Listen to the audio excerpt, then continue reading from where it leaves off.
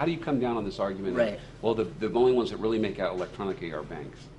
I think there's something to be said for that, and certainly in the Occupy Wall Street era and the post-recession era, we have to have our guard up about further empowering the few at the expense of the many.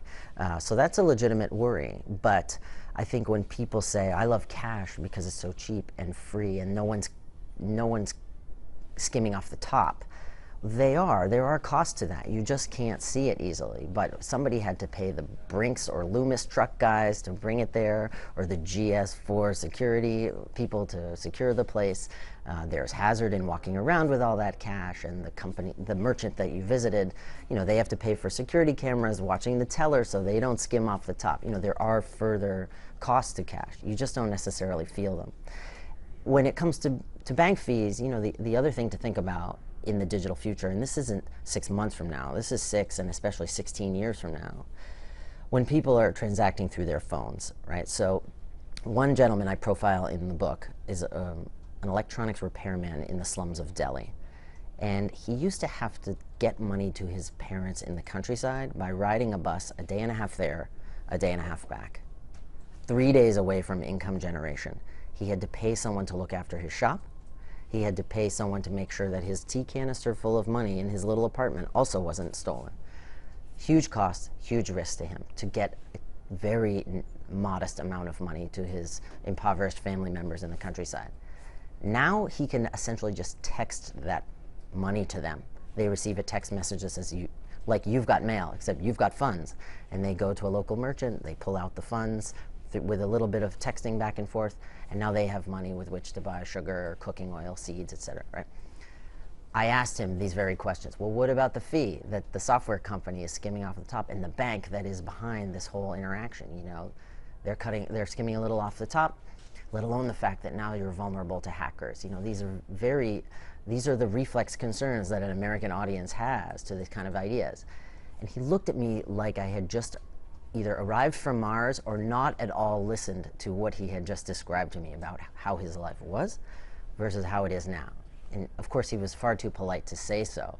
He just simply said, no, no, no, this is better, holding up his phone. But what his eyes said was, you're crazy. Look at the value proposition.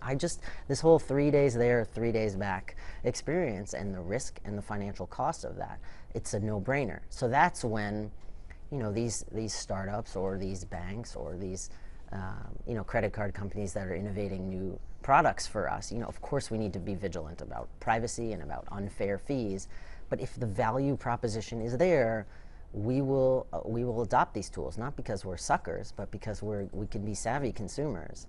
And I would actually go further and say that when people start to scrutinize the costs of cash more and we push it that much further to the periphery, that will make us more savvy and sophisticated when it comes to assessing which bank to use, which electronic payment service to use, because we'll seek out the ones that provide the highest security and the lowest fees, as opposed to now just kind of towing the line or doing what we've always done because of inertia, even though we probably know that so-and-so bank their fees that are usurious, but we're too lazy to get out of it.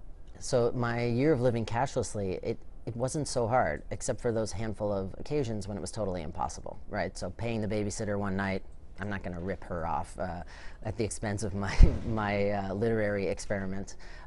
One day I had to take the train into Manhattan, of all places, and didn't know about this planned meeting the night before when I could have logged on to prepay for a ticket.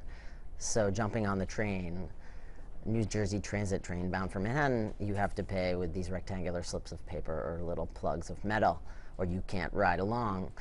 And then, of course, when I went to India to do some reporting, right away, I'm going to need cash in a country like that. But, one thing the cashless year showed me, it was almost like a mirror, not just on my financial life, but kind of my lifestyle in a way. Frankly, if buying pot were something I do in my everyday life, that would have been an issue. And going to strip clubs, that would have been an issue. Or wearing shoes that require shoe shining and being the kind of guy who wants to get them shine, that would have been an issue. But I'm not that guy. And so it was a little bit more of like a reflection on the kind of life I lead and don't lead. And to a great extent, I already live a cashless lifestyle.